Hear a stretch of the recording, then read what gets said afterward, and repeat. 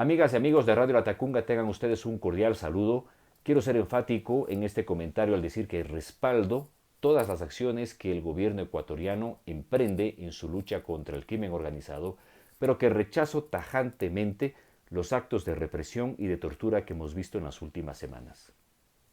No es dable que las fuerzas del orden, miembros de la policía o de las Fuerzas Armadas, abusen de su poder, sometiendo a tortura a aquellos jóvenes pandilleros que son reducidos a prisión o que son arrestados en este contexto tan complejo de violencia que atravesamos.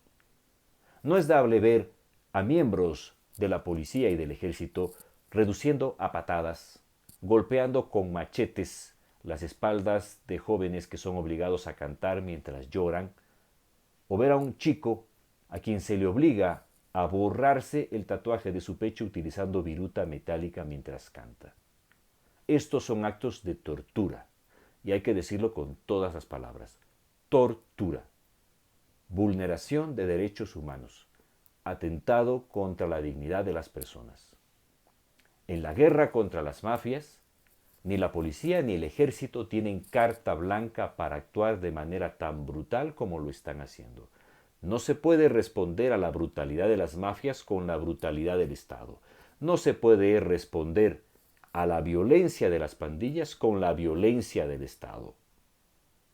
La guerra contra el crimen organizado tiene que hacerse de manera racional, apegada a derecho, ciñéndose a los marcos constitucionales e internacionales de los derechos humanos que nos cobijan.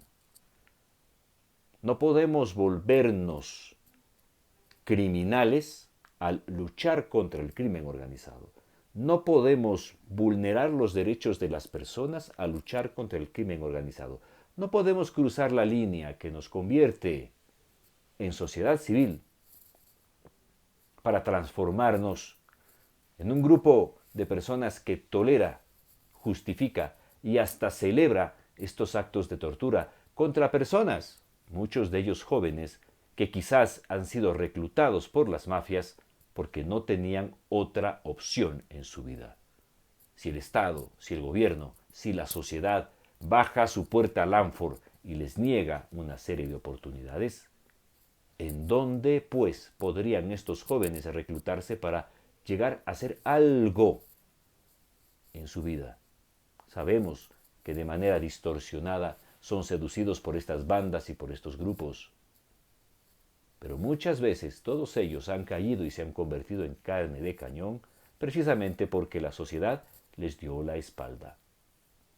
La guerra contra el crimen organizado, miembros de las fuerzas del orden, tiene que hacerse con respeto a la dignidad humana, con pulcritud y haciendo valer todo el tiempo el marco de derechos que nos cobijan, que no se vuelvan nuestros policías y nuestros soldados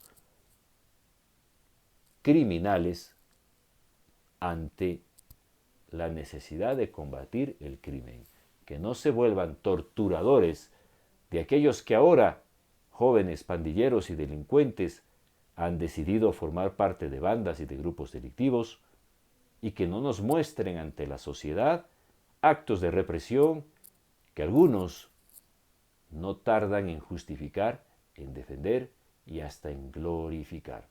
Muchísimas gracias por escuchar este comentario.